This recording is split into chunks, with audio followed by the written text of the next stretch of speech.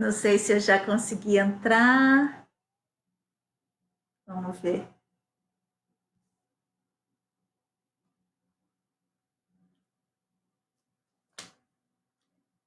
Acho que eu entrei no ar. Gente querida, será que eu estou no ar? Não sei dizer.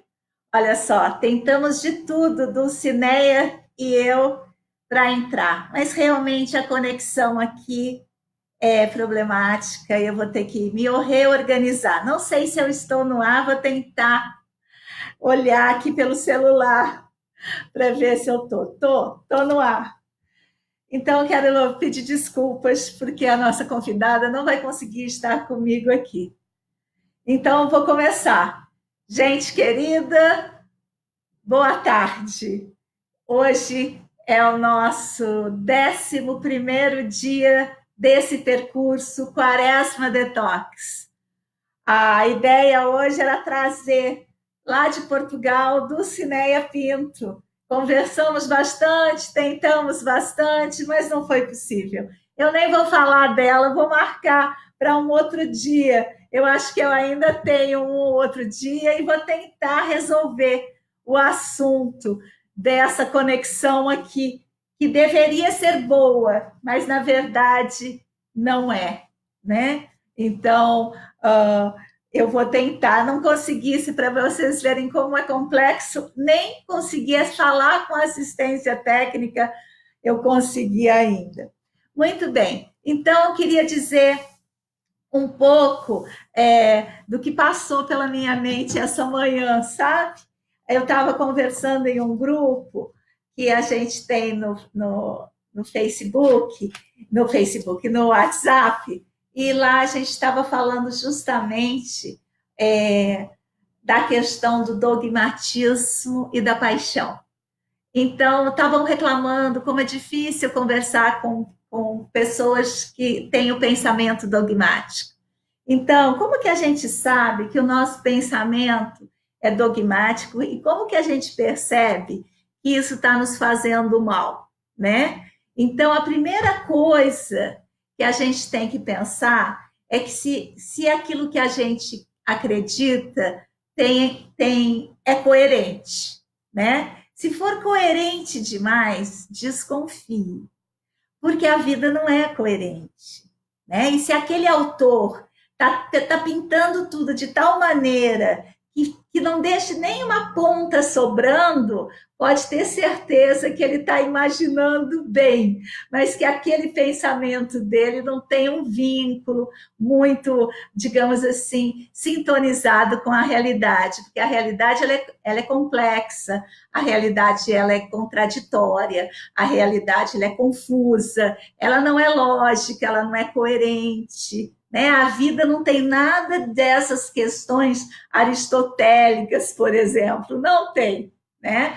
Então, se o seu autor de referência, se o seu lugar de pensamento, seu arcabouço teórico é muito certinho, desconfie dele, né? A gente está o tempo todo tentando, né? Lá no nosso grupo de estudos da antroposofia da imanência para uma educação steineriana, o tempo todo a gente está tentando organizar de tal maneira para tentar trazer para a realidade a produção de pensamento, conversando com o autor que a gente gosta, que é Rudolf Steiner. Mas às vezes, por exemplo, que é uma tendência para perceber se você está constituindo um pensamento dogmático, se você só lê um autor ou autores de uma determinada escola de pensamento. Se você só lê, muita gente que eu conheço na antroposofia passa anos só lendo os livros do Rudolf Steiner, né? E aí não consegue ler outro livro, por quê? Porque não encaixa. Não encaixa porque o pensamento, a maneira como está se apropriando daquele pensamento, é um pensamento dogmático, né? É um pensamento que não comporta a diferença. E se o pensamento não comporta a diferença, ele é um pensamento dogmático. Normalmente, junto com o dogmatismo, costuma vir quem? A paixão, né? A paixão, você descobre, né, um autor, um pensamento, um grupo de pessoas que professam determinada coisa, se apaixona por aquilo.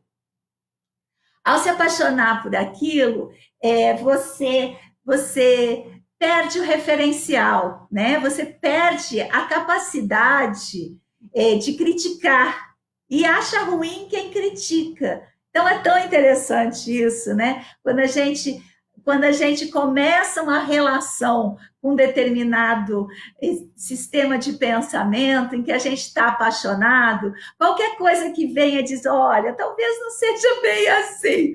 Você já fica todo nervoso, dizendo, não, você não está entendendo, está tudo perfeito aqui. O que será isso em nós? É a nossa vontade de perfeição, a nossa vontade de verdade, a vontade que a gente tem de encontrar finalmente, né, gente, uma coerência, um sentido da vida. E a gente procura nos lugares mais equivocados, né? Procurar isso num autor não é muito, digamos, interessante, né? Então, que a gente precisa fazer? A gente precisa, pronto, se entregou na paixão, se entrega, pronto, 4 meses é o limite. Depois que a paixão acaba, aí que começa o relacionamento verdadeiro, né? O relacionamento com o autor e com o sistema de pensamento, a gente pode pensar até um pouco sobre as pessoas também, de forma com um suporte mais próximo do real, né? Porque tudo tem que ter coisas boas e coisas ruins, coisas certas e coisas erradas, coisas que combinam e coisas que não combinam. Tudo tem que ser assim. Pessoas têm que ser boas e ruins, né? Autores têm que olhar pela perspectiva dele, mas às vezes a perspectiva do outro também funciona de outra coisa, alguma coisa que ele não viu, né? E aí, no caso da antroposofia, por exemplo, a gente para atribuir toda essa carga de vontade de verdade em cima do autor, a gente começa a achar que eles são iluminados, que o autor é iluminado, que ele recebeu alguma coisa de algum lugar muito especial. Na antroposofia a gente fala que é iniciado. Tudo isso fala muito mais de nós, da nossa vontade, né, de estar no mundo, do que qualquer outra coisa. Eu estou vendo a Dedé Kim, eu estou numa outra tela, estou pelo computador, de vez em quando a coisa pisca, nem sei se está funcionando essa live direito, mas eu tô aqui, eu consigo ler, eu estou pertinho, e eu estou vendo a Dedé Kim. Dedé, você acredita que eu esqueci de colocar seu livro ontem? Vou colocar segunda-feira. Eu fui no correio com outro livro e esqueci do seu, porque como a gente falou antes do carnaval, eu não me lembrei mais depois desse percurso Quaresma Detox, está me enlouquecendo. Mas já está aqui, já escrevi a dedicatória e já estou colocando no correio na segunda. Você me perdoa, viu? Muito bem. Então, gente, se alguém quiser também, ó, eu trouxe os livros para cá. Ainda tenho, já entreguei vários no correio na sexta, na segunda vou colocar de novo.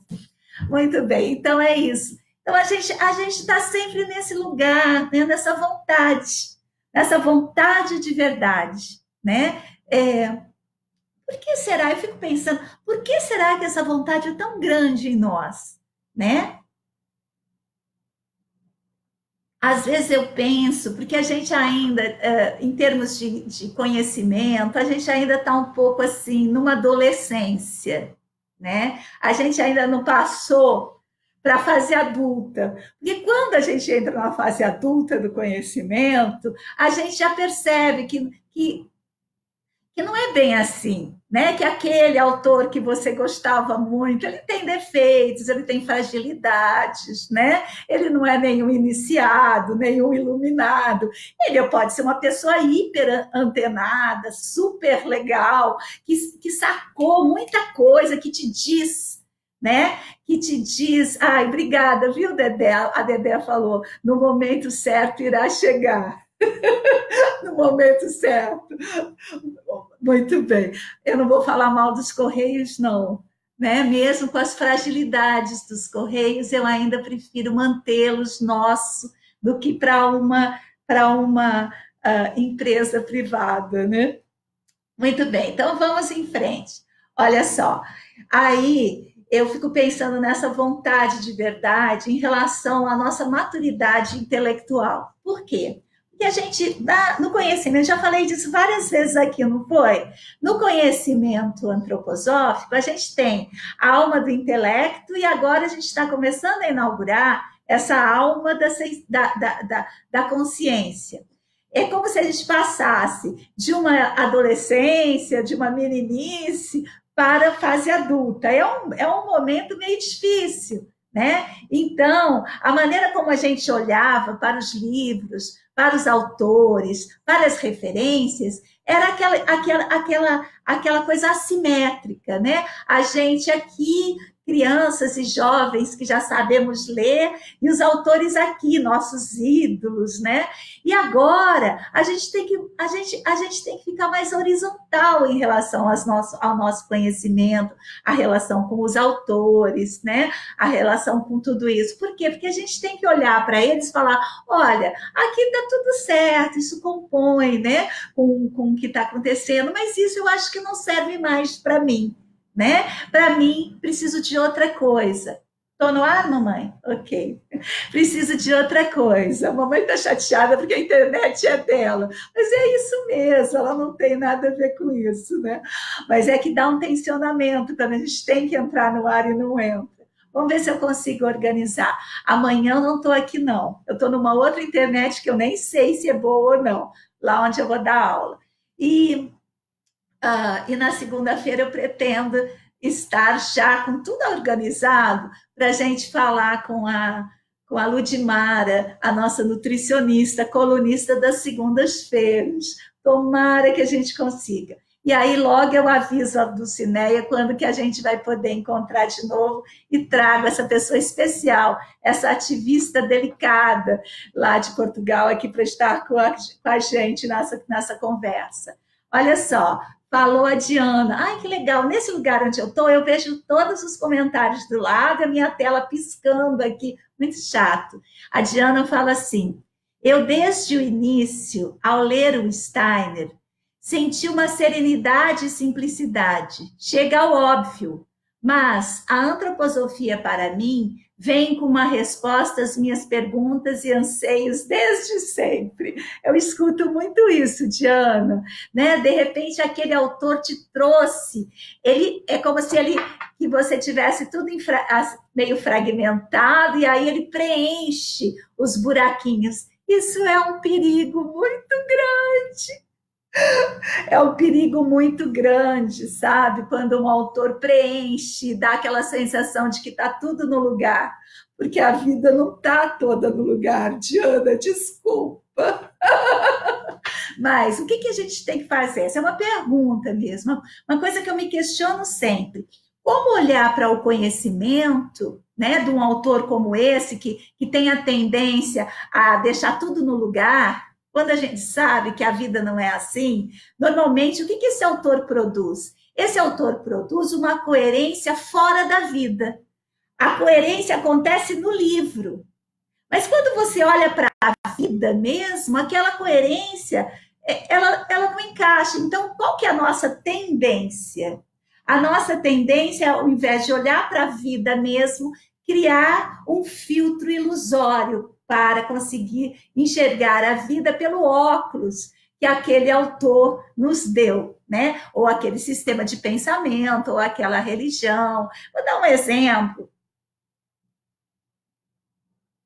Um exemplo triste, que eu não quero magoar, quem tem essa crença, mesmo porque não é o caso se isso existe ou não. Eu quero só mostrar o aparelhamento do pensamento.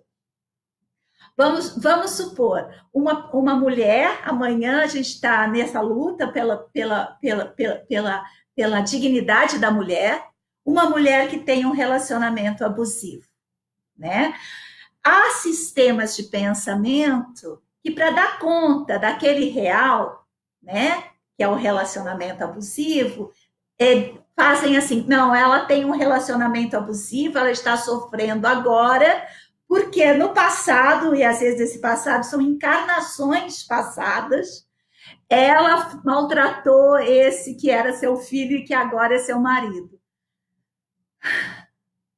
É uma crença que pretende dar uma coerência, porque é insuportável a alma humana encarar de frente o relacionamento abusivo. Então, se inventa uma narrativa, isso não acontece porque alguém inventou, isso é um sistema do nosso modo de estar no mundo. Uma narrativa que justifique. Por quê? Porque uma das coisas que a verdade quer, ela quer justificar a existência, né? E a existência é injustificável. Um homem é abusivo, é porque ele é abusivo, é responsabilidade dele ser abusivo. E não culpa da vítima abusada por causa de encarnações passadas. Dá para ver o aparelho?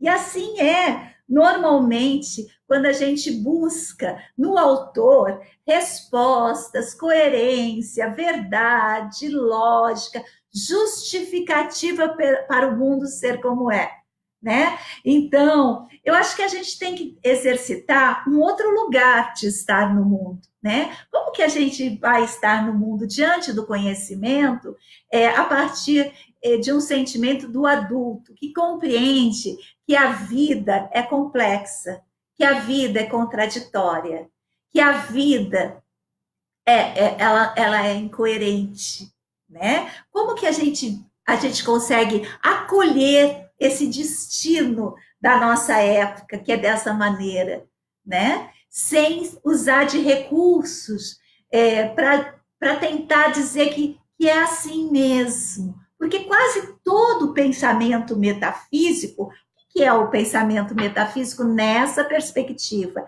É criar uma lei para o fenômeno fora do fenômeno.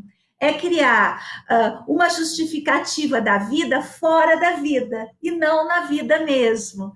Então, porque a vida muitas vezes é injustificável, não é? É injustificável. Então, como fazer com essa dor? Para amainar essa dor, cria-se, então, pensamentos que fazem o que conosco? Que nos acalmam, né? Que nos confortam, que nos consolam, né? A gente quer consolo. E aí, como que isso funciona? Não funciona, né, gente? Não funciona. Então, em algum momento, essa paixão vai se quebrar. Em algum momento, esse sistema fechado, coerente desse teu conhecimento vai criar um furo. E aí, por exemplo, agora que o nosso país foi dominado por essas forças, muitas pessoas que têm esse pensamento da antroposofia, por exemplo, defendem o Estado fascista. E aí você se pergunta, mas como que elas percebem a coerência? Como que elas percebem a justificativa da vida nesse lugar? É exatamente o dogma, não é? Então, a gente tem que mudar esse lugar. E a gente precisa transferir a nossa erótica para dar vontade de verdade, coerência, lógica, para a nossa capacidade de composição com tudo que existe, que seria a base de um pensamento da imanência, né? Seja lá o que acontecer. Eu, por exemplo, hoje, vou dar o exemplo de agora. Pronto, estava idealizado que eu iria entrar no ar com a Dulcineia. A gente não conseguiu porque aqui a internet é fraca. Como que eu vou compor com isso? Eu poderia cancelar tudo. Não, mas estou entrando aqui. Aí toda a arquitetura do pensamento que eu tinha feito para falar hoje no nosso 11º encontro, nesse percurso, ele não se fez porque dependia de estar Dulcineia comigo. Então, eu estou trazendo uma outra coisa, a capacidade de compor. A capacidade de compor com o imprevisível, com o fragmentário, com o diferente, com o não idealizado, é que deve nos dar gozo e não tudo certo no lugar. Dá para entender mais ou menos o que eu estou falando? Não sei. A Diana continua falando. Vejo como uma busca das respostas. Isso é uma outra coisa, sabe? Que respostas são essas que a gente está buscando? Por que a gente produz essa vontade de pergunta, né? Por quê? Porque a gente está trabalhando com um pensamento finalista, como se no final de tudo tivesse um lugar onde estavam todas as respostas. Não, mas isso é o pensamento intelectual que gosta que acha que tem causas e efeitos, inícios e finais. E a vida não termina nunca, gente. Não tem, quando tem uma resposta, logo em seguida já tem outra pergunta, né? Vou terminar de ler o que a Diana escreveu. Vejo como a busca das respostas, porque ele não responde nada, mas orienta como buscar como. Ela está falando de Rudolf Steiner. Um certo Rudolf Steiner, que é o jovem Steiner, faz isso. O outro, ele pode ser apropriado de modo dogmático, porque ele vai falar de coisas que ninguém vê, vai falar de assuntos que ninguém tem condições de saber se são certos ou são errados. Então, só tem um modo de você se apropriar daquele conhecimento, que é através da crença. Você tem que acreditar nele. É tudo que ele não quer, porque ele fala assim: olha, eu estou fazendo as minhas experiências, façam as suas, façam as suas. Mesmo assim, tem gente que não faz experiência nenhuma e só recebe aquele conhecimento e acha que deu tudo certo, né? Enfim, é isso. Estou tomando um suco verde hoje. E um chazinho de mulungu com centelha asiática e gengibre. Muito bem. Então, eu vou finalizando por hoje. Essa minha entrada foi uma entrada meio intempestiva, né? Acabei falando desse assunto porque eu estava nesse grupo, e esse é um grupo que tem muitos jovens, e os jovens discutiam justamente a questão do pensamento dogmático, né? E da paixão. Então, é isso. Como que a gente começa a lidar com os autores sem a vontade de verdade? Como você lê um livro e sem precisar acreditar nele? Como que você lê? Você lê criticamente. Olha que legal, esse pedaço aqui me deu a pensar. Porque alguns autores, especialmente os autores que a gente frequenta, né? Eles dizem que mais importante do que o pensamento é aquilo que nos dá a pensar. Então, se aquilo que você está lendo, se aquilo que você te produz mais vida, mais pensamento, então, pronto, tá legal. Agora, se aquilo te leva para um acomodamento, te leva para uma certeza, desconfie das certezas. Olha, a Diana está falando de novo, vou conversar com ela. Gostoso aqui, gostei. Eu vou comprar, semana que vem eu vou achar um lugar, um horário, vou lá aqui em São Paulo, tem um lugar chamado Santa Efigênia. Vou lá na Santa Efigênia comprar a câmera, já vi a loja de confiança, tudo. E aí eu vou colocar uma câmera, porque tá vendo que a imagem aqui não fica tão boa? Então eu vou comprar essa câmera que os apoiadores do canal me presentearam com essa possibilidade. E agora, quando eu chegar em casa, eu também começar a pensar na campanha para iluminação. E assim a gente vai melhorando aqui as estratégias. Vamos ver o que a Diana está falando. Realmente, eu tenho muita dificuldade, sempre intelectual e observando minha biografia e a dificuldade de ir para o sentir, mas me esforço bastante. Ah, não, Diana, você é muito jovem, né? Olha só, a gente tem todo o tempo do mundo, não precisa se cobrar também com essas coisas. A questão é que o desenvolvimento da cognição para a nossa época, ela precisa mesmo permear o conhecimento da cabeça, digamos, com a potência do coração. Quer dizer o quê? O que é essa potência do coração? A gente já falou disso aqui uma vez, lembra?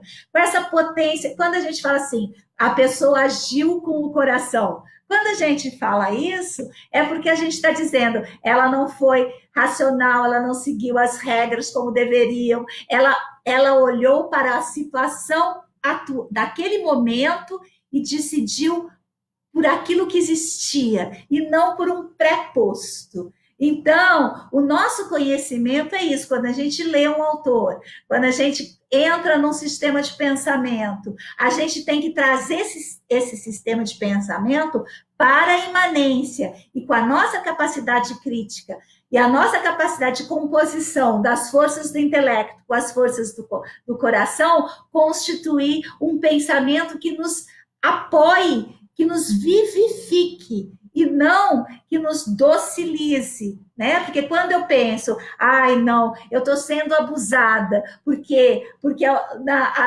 no lugar onde eu não lembro, eu fiz mal para esse homem, quando eu penso isso não me ajuda, né? Isso, pelo contrário, isso sempre, historicamente, esse tipo de produção metafísica, que se os mansos terão um reino do outro lado do planeta, fora do planeta, lá no céu, todo esse tipo, esse aparelho de pensamento sempre foi para docilizar os corpos, para evitar que as pessoas questionassem os poderes, né? Ele sempre esteve a serviço dos poderosos, né? E sempre fez a manutenção da, da, da, da, da, das desigualdades, né? Então é isso, gente. Eu volto amanhã, nem sei de que internet. A nossa convidada vem lá da Inglaterra.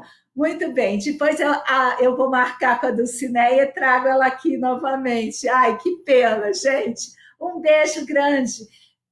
Até amanhã.